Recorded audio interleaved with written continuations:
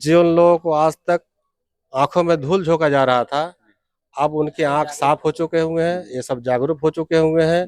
अब की बार लमटेन भी बुझ जाएगा और तीर का वो भी टूट जाएगा। आपको किसने रोका हैदराबाद जाने के लिए? आप जाइए ना, आपके अंदर ताकत है तो हैदराबाद जाइए। अगर जमानत जब्त ना होगी हैदराबाद में तो आप बता दीजिएगा। सलाम आदाब, आप देख रहे हैं जूम इंडिया। मैं हूं शमी अनवर। बिहार में 2025 के अंत में चुनाव होने वाला है, जैसा कि आप लोगों को पता है।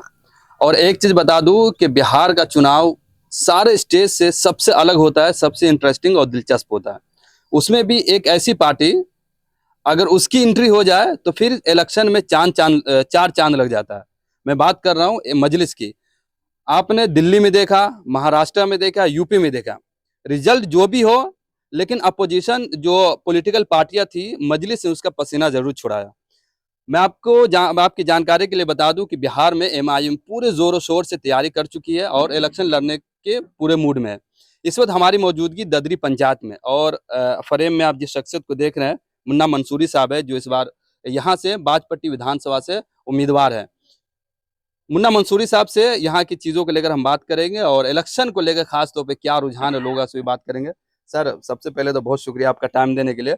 मेरा सबसे पहला सवाल इसी विधानसभा से रहेगा, चूंकि इस विधानसभा के जो अभी सिटिंग विधायक है, उनके बारे में ऐसा माना जा रहा है कि उन्होंने विकास ठीक ठाक किया है।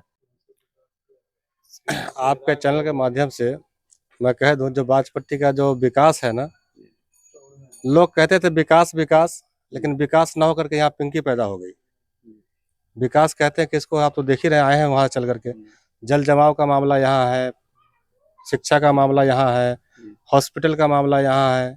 आज देखिए बहुत सारे लोग पलायन कर रहे हैं, पलायन का मामला है। मामला जितना गिनाएंगे वो कम है। यहाँ तो परेशानी ही परेशानी है। 35 साल से बाजपट्टी विधानसभा पे कभी आरजेडी ने राज किया है, कभी जेडीयू ने राज किया है। सब लोगों ने आज तक ठगने का ही काम किया है। अब तो भेदभाव हो रहा है कि भाई ये फलाने का मोहल्ला है, वहाँ नहीं, हमको वोट नहीं दिया, ये उसने हमको वोट नहीं दिया। कोई भी नेता एक जात एक समुदाय का नहीं होता है, वो सबका होता है, चाहे किसी जात से ताल्लुक रखता हो। तो सर, जात पात की बात तो आप ही लोग कह रहे हम मुस्लिम मुद्दों को ज्यादा उठाते हैं, मुस्लिम की बात ज्यादा करते हैं। मुझे एक बात बताइए, ऑल इंडिया मजलिस इत्तेहादुल मुस्लिमीन कभी भी जात पात सुना है आपके इन मुंह से? हमारे बैरिस्टर असदुद्दीन ओवैसी साहब वो सब की बात करते हैं, जात पात की बात नहीं करते हैं। जात पात की बात करते हैं कौन? RJD JDU. एक दूसरे का डर दिखाते हैं कि अगर हमको नहीं वोट दोगे तो बीजेपी जीत जाएगा। अरे भाई, हम लोगों ने ठेका लिया है, कौन जीत जाएगा? आरजेडी तो कह रही कि हमारा वोट बैंक की एमओआई है, कैसे कह रहे कि जात पात बात कर रहे हैं? ये सब एक झूठा दिलासा है, कोई एमआईएम की नहीं है। आज देख लीजिए, अगर उनके दिमाग में ये होता हो तो कहते कि भाई वैसे साहब को क्या जरूरत है यहाँ इलेक्शन लड़ने की? भैया लोकतंत्र, यहाँ सबका हक, सबका अधिकार है। आपको तो इतना डर सता रहा है कि उस डर से आपने हमें गठबंधन में नहीं लिया, कि उनको पता है कि अगर हम गठबंधन में ले जाएंगे तो मुसलमानों का लीडर तैयार हो जाएगा। हमने तो हाथ बढ़ाया था, अगर हमें कहते बीजेपी का बी टीम है तो हमने तो कहा था भाई हमसे गठबंधन, हमें भी शामिल कर लीजिए। आप गठबंधन में भी शामिल नहीं करेंगे और उल्टा सीधा ये बोलेंगे। आपके गठबंधन में हाथ बनाने पे सवाल उठ रहा है, कह रहे आप लोग को इतना भरोसा नहीं है कि इलेक्शन जीत सकते हैं, किसी का सहारा लेना चाह रहे थे, ये भी आरोप है आप लोगों पे। देखिए, ये हम लोग सहारा ही लेना चाह रहे थे। हम लोग ये सोच रहे थे भाई सैकड़ों लोग वोट वो ना बटे, वो सब एक हो, क्योंकि अगर हम लोग बट जाते हैं तो नुकसान ज्यादा होता है। लेकिन उनके समझ में नहीं आया, तो हम लोग तो समझ ही चुके हुए हैं। अब हम लोग अपनी लड़ाई इंशाल्लाह खुद लड़ेंगे। हमारी पार्टी पूरी मजबूती से पूरे बिहार में चुनाव लड़ेगी। पहले सीमांचल लड़ी है, सीमांचल से 2020 में हम लोगों ने 5 विधायक जीता। चलिए 4 चलेगा, उन्होंने ही बेवकूफ बनाया, उन्होंने खरीद के ले गए हमारे विधायकों को, ठीक है। लेकिन वो जो 4 विधायक को लेके गए हैं, तो सदर साहब हमारे अभी ढाका के सरजमी पे आए थे, कहता 4 गए तो 24 आएंगे, इंशाल्लाह 24 लेकर के आएंगे हम लोग।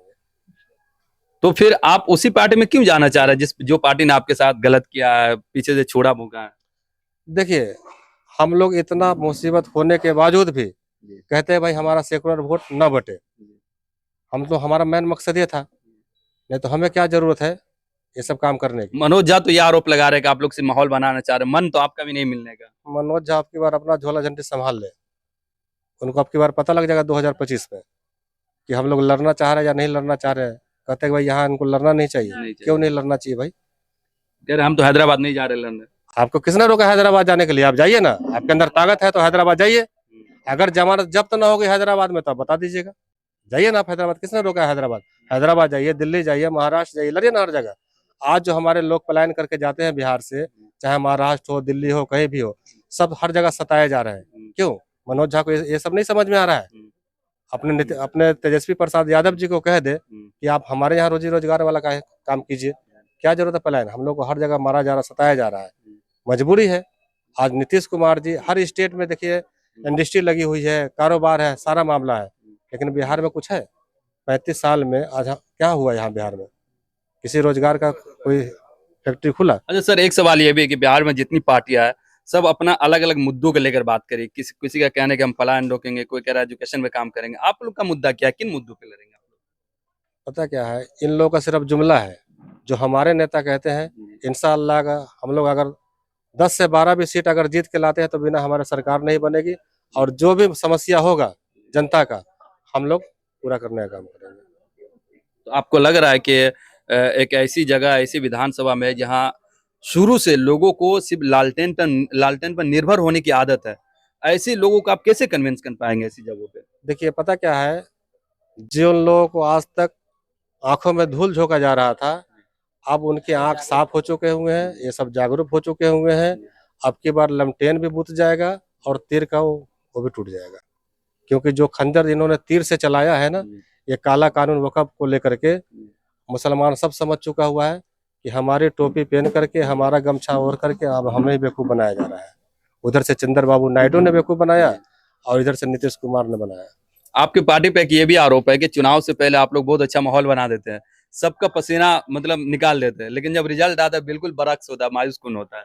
देखिए पता क्या है, अब कुछ लोगों को ये नहीं समझ में था कि भाई एमआईएम अब इतनी मजबूत हो चुकी हुई है। अल्लाह का शुक्र है, देखिए हम बाकी जगहों की बात नहीं कर रहे हैं, लेकिन बिहार का रिजल्ट आप ही देख लीजिएगा, और इंशाअल्लाह कुछ दिनों के बाद ही चुनाव है, रिजल्ट आपको सारा पता लग जाएगा कि भाई कितनी अच्छी माहौल हमारे एआईएम पार्टी की है। आप बाजपट्टी विधानसभा में जा रहे लोगों से मिले, क्या ऑब्जर्व किया, क्या कमियां लगी आपको विधानसभा में? देखिए लोगों का फुल समर्थन मिल रहा है। कमियां तो बहुत सारी गिना रहे हैं कि जब से हम विधायक जी जीत के गए हैं, दोबारा घूम के आए भी नहीं है। वो आएंगे काहे के लिए? उनको एक मर्तबा जितना था, वो जीत करके पटना घूम रहे हैं, क्या जरूरत है क्षेत्र में काम करने की? अब इलेक्शन नजदीक आया है तो आप भाग दौड़ करेंगे। अब जहाँ भी जाते हैं तो जनता से उनको उनका जवाब मिल रहा है। अब की बार तो सीधा कहा कि जो हम लोग का काम नहीं किया है, उनका जवाब उनको वोट के माध्यम से दिया जाएगा। लेकिन कह रहे मुकेश है जो यहाँ के सीटिंग विधायक के बारे में कह रहे, गरीबों के विधायक हमेशा लोगों के बीच रहते हैं, ऐसा भी कहा जा रहा है उनके बारे में। तो ऐसा है ना कि अगर गरीबों के विधायक है तो यहाँ सारे गरीब लोग ही बैठे हो, इनसे जरा पूछ लीजिए कि भाई किनके विधायक है वो। आज जो है पानी की किल्लत हुई है तो कहीं वो जा करके देखने को तैयार नहीं है। आज पानी की देख रहे कितना समस्या है, कहीं भी जाने को तैयार नहीं है, और न कहीं कोई टैंकर भेजाने का काम कर रहे हैं। ये सिर्फ जुमला है, और आप तो जानते ही हैं कि भाई सब लोग आजकल आरजेडी वाले खास तौर से जुमला ही है। अधिकतर विधायक उनके जुमलेबाज हो चुके हुए हैं। चलिए ठीक है, बहुत शुक्रिया। और मैं उम्मीद करता हूँ कि जिस लगन के साथ आप लोगों से मिल रहे हैं, इलेक्शन में आपको वही रिजल्ट